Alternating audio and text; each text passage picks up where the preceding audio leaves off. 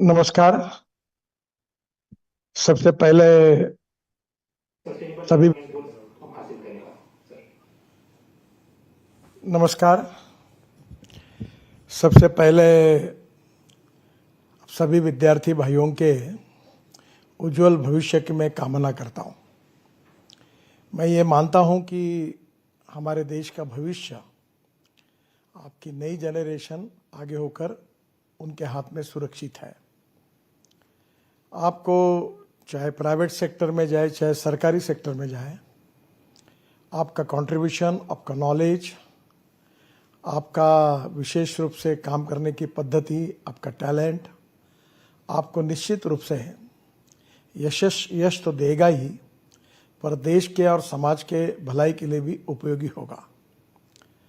मैं दो चीज़ें अक्सर कहता हूं कि नॉलेज इज़ वेरी इंपॉर्टेंट, क्योंकि नॉलेज इज़ पावर है और ये जो ज्ञान है इसमें हमारा देश वर्ल्ड में काफ़ी आगे निकल रहा है।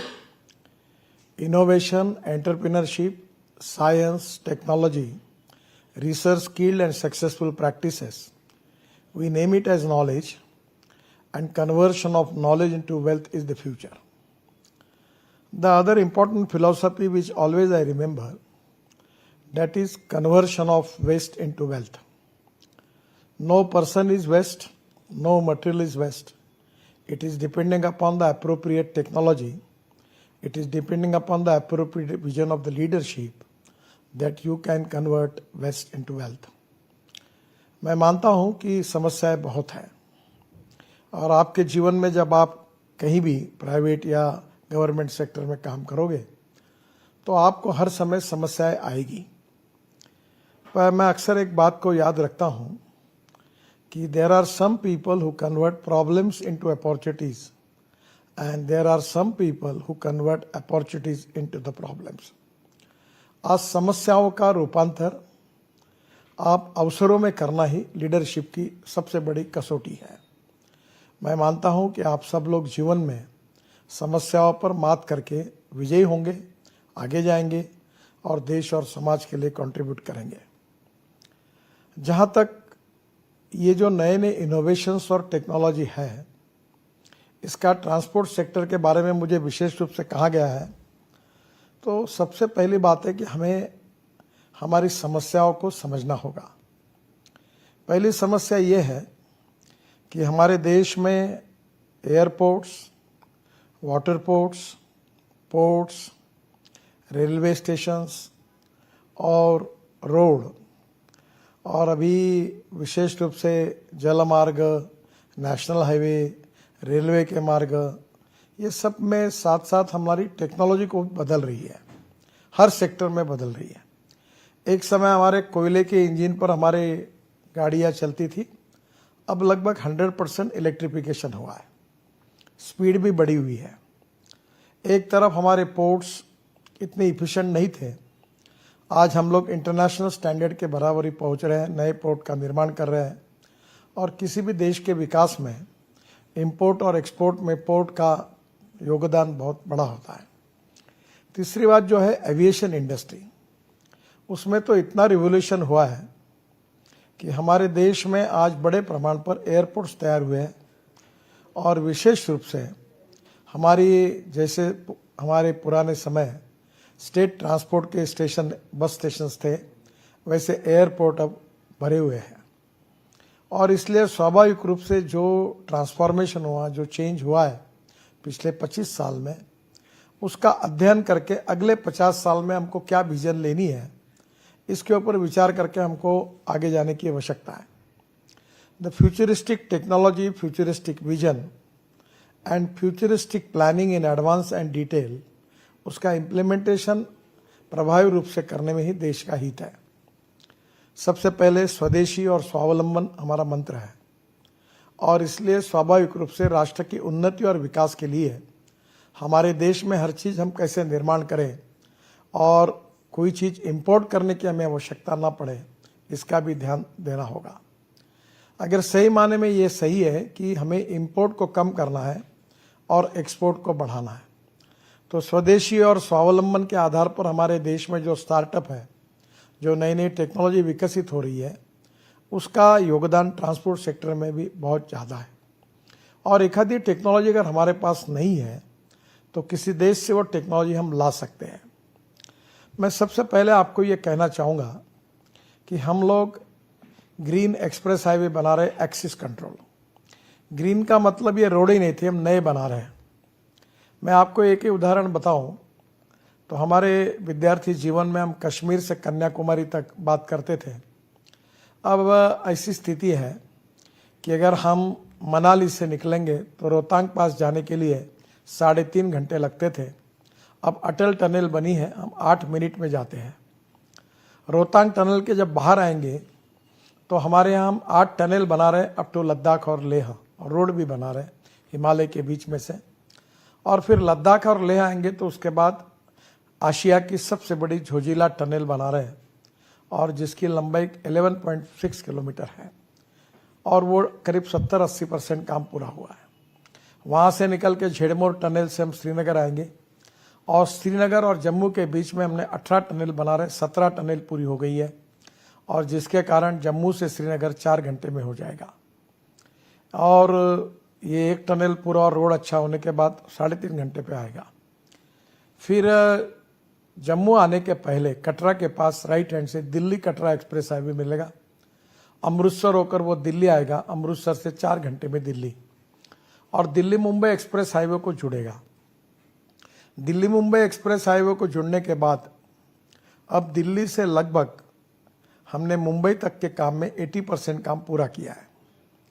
वहाँ से आने के बाद हम सूरत तक आएंगे, और सूरत से हमारे को दिल्ली से और उत्तर भारत से अगर साउथ में जाना है, चेन्नई, बेंगलोर, हैदराबाद, कोचीन, त्रिवेंद्रम, कन्याकुमारी, तो रोड ये है कि हम मुंबई आए, मुंबई से पुणे जाए, और पुणे से एक तरफ सोलापुर और एक तरफ से कोल्हापुर, 2 सिटी से हम दक्षिण में प्रवेश कर रहे थे।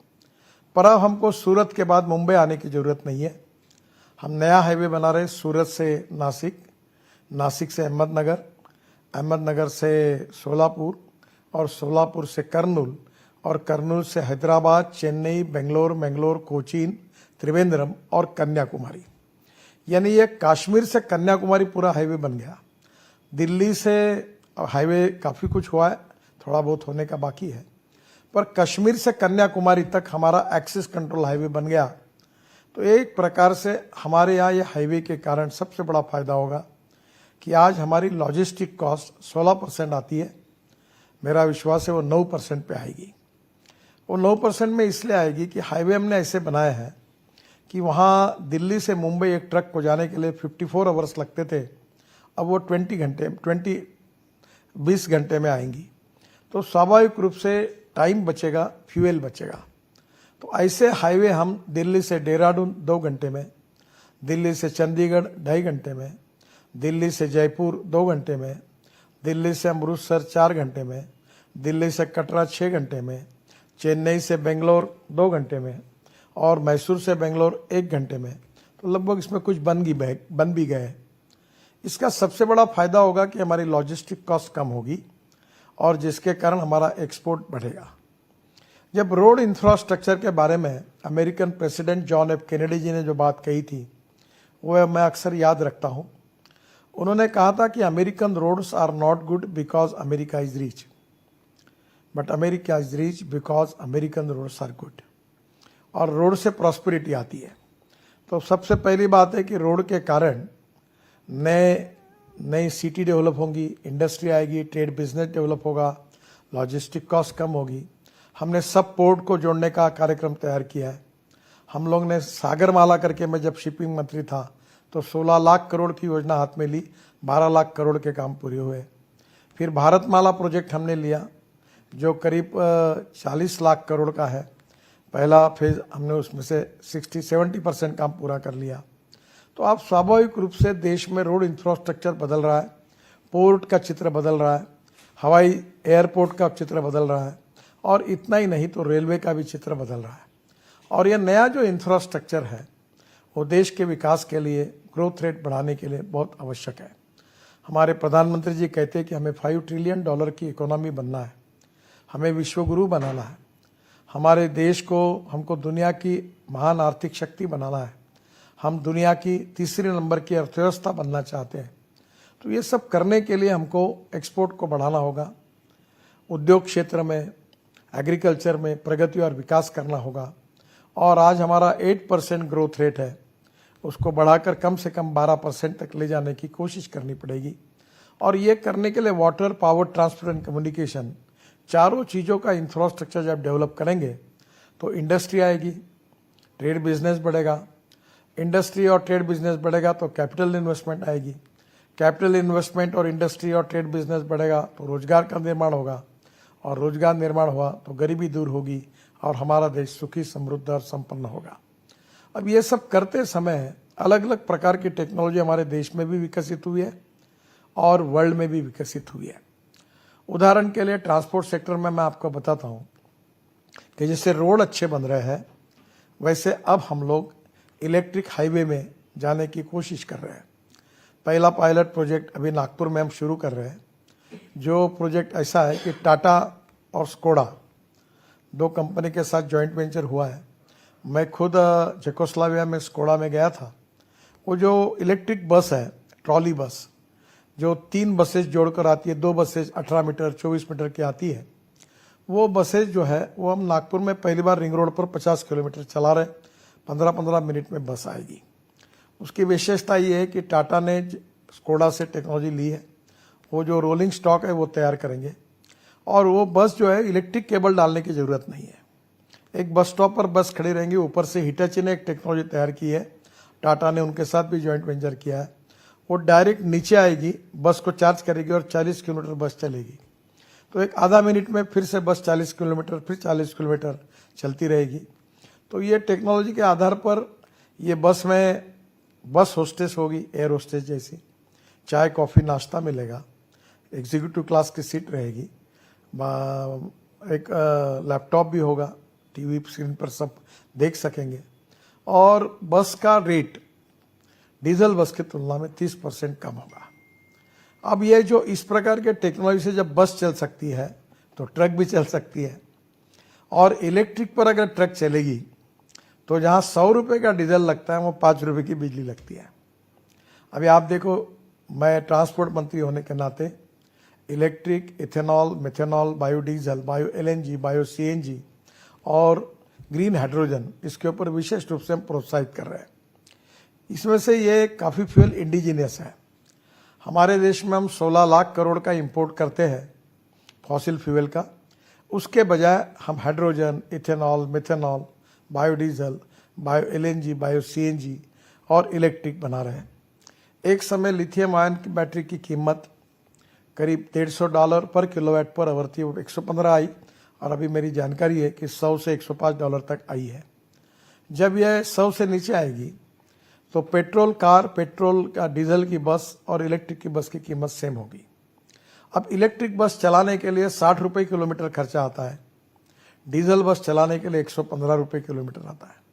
तो ये ट्रक और बस की तुलना में अगर हमारे यहाँ इलेक्ट्रिक ट्रक होगा तो आप समझिए लॉजिस्टिक कॉस्ट कितनी कम होगी।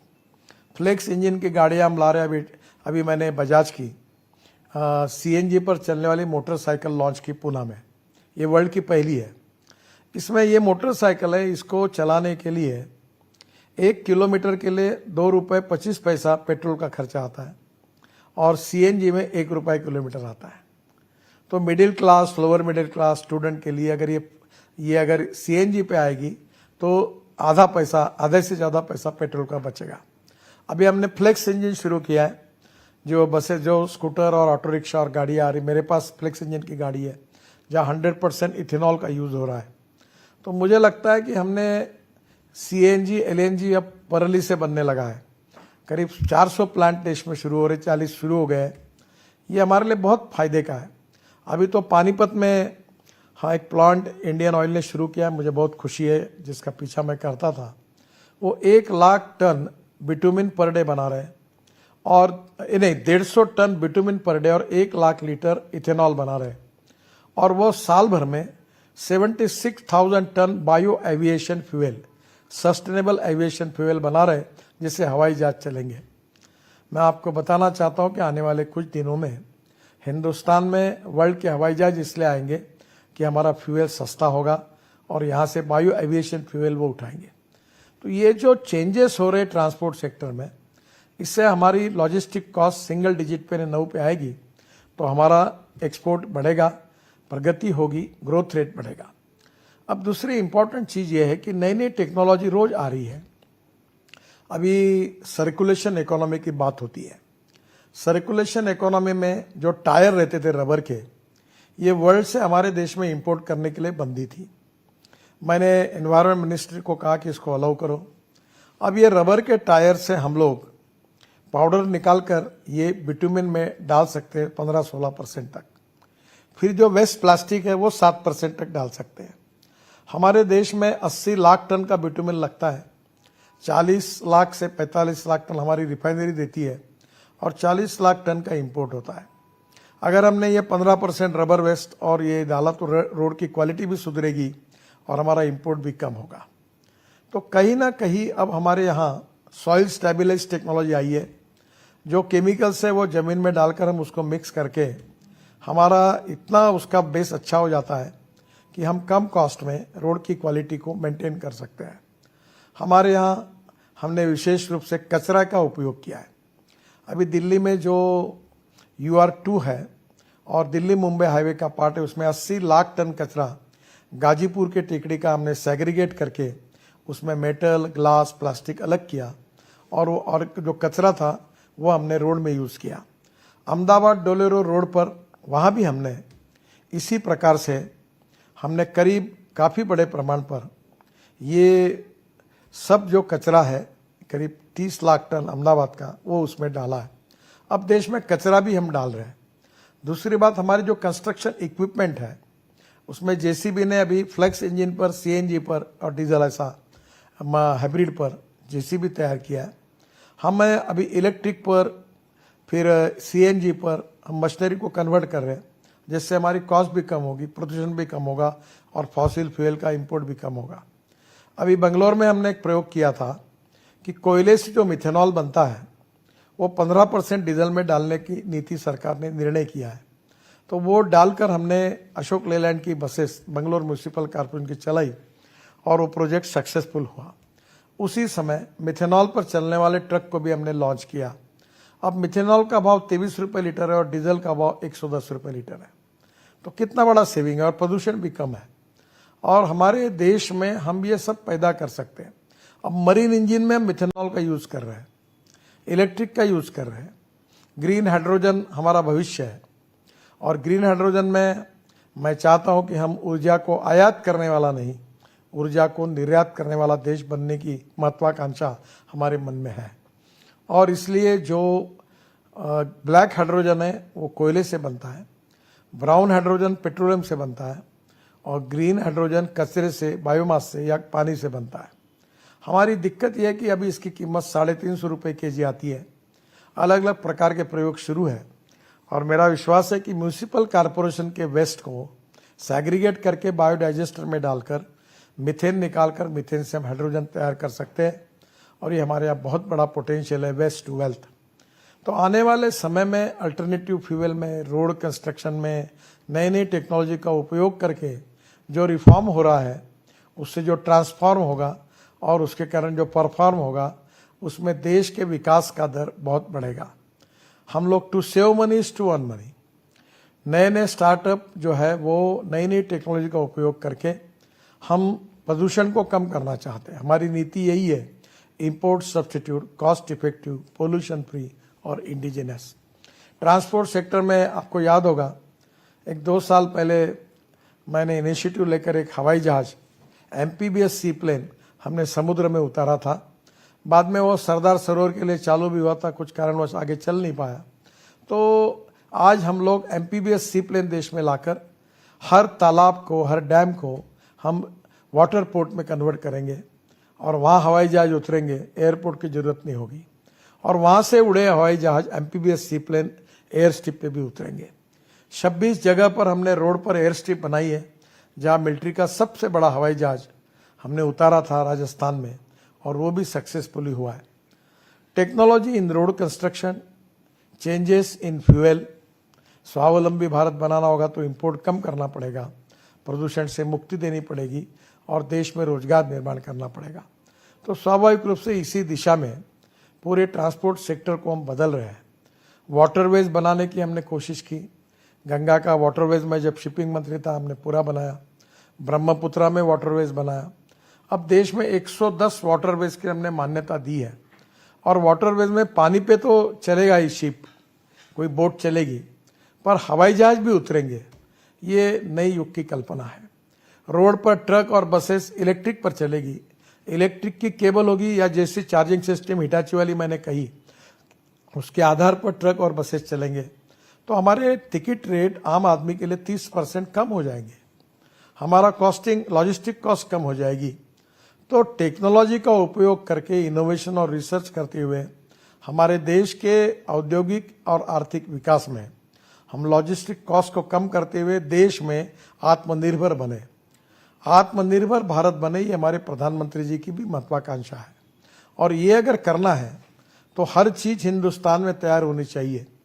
मुझे बहुत खुशी है कि हमारे यंग टैलेंटेड नए युवा जो है वो स्टार्टअप में बड़े प्रमाण पर रिसर्च कर रहे हैं और उसके कारण सभी क्षेत्र में बहुत बड़ा परिवर्तन हो रहा है।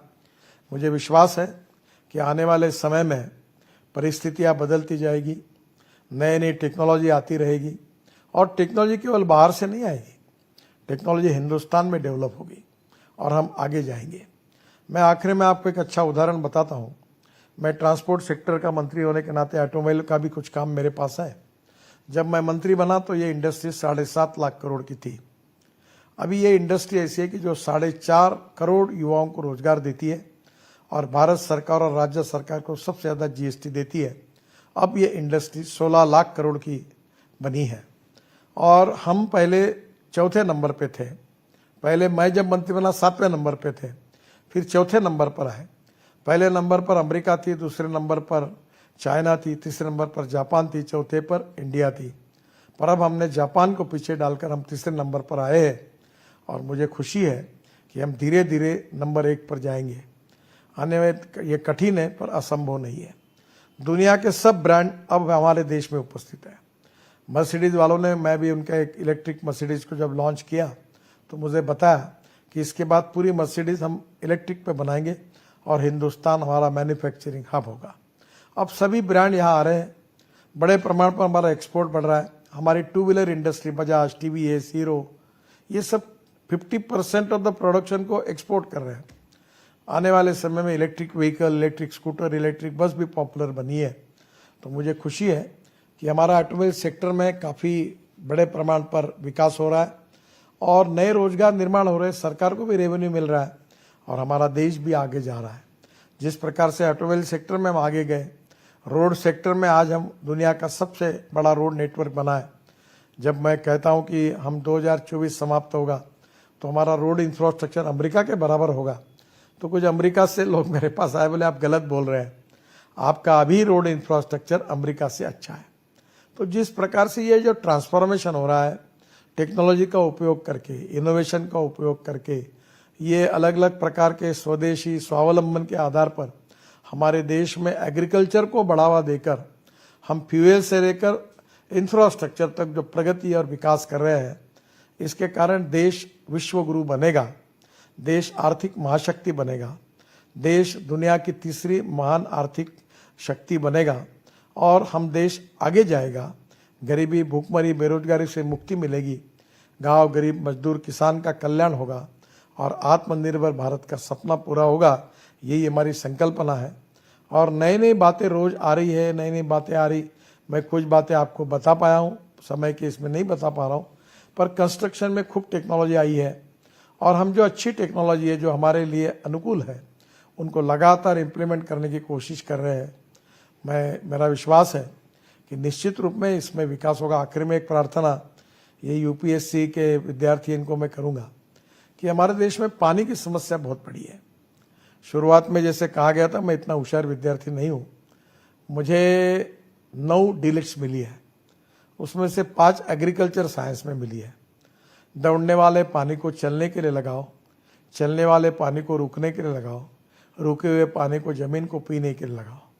गांव का पानी गांव में, खेत का पानी खेत में, घर का पानी घर में। हमने हजारों अमृत सरोवर बनाए, कोई 1 रुपया नहीं लगा।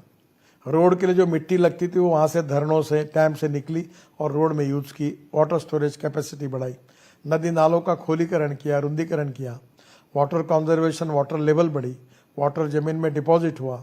और अनेक जगह पर, जैसे पंजाबरा कृषि विद्यालय अकोला में 36 तालाब बनाए हमने अभी परभणी के यूनिवर्सिटी में बना रहे। अनेक जगह पर हमने डैम, तालाब का खोलीकरण, रुंदीकरण किया, वाटर स्टोरेज कैपेसिटी बढ़ी, कुएं को पानी मिला, 22,000 कुएं रिचार्ज हुए। पानी ये हमारी बहुत बड़ी समस्या है।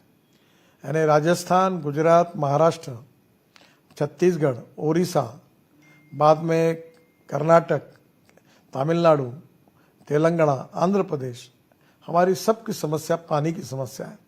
अगर हमने इस पानी को वाटर कंजर्वेशन के द्वारा अगर काम किया तो मैं ये सब विद्यार्थी मित्रों को कहूँगा कि महाराष्ट्र सरकार ने एक जीआर निकाला है, वो कलेक्टर को अधिकार है, और इसी प्रकार से वाटर कंजर्वेशन का काम होगा तो आम के आम, गुठलियों के दाम। और पानी मिल गया तो किसान का उत्पादन 2.5 गुना बढ़ेगा और ग्रामीण और कृषि भारत में बहुत बड़ी ताकत पैदा होगी।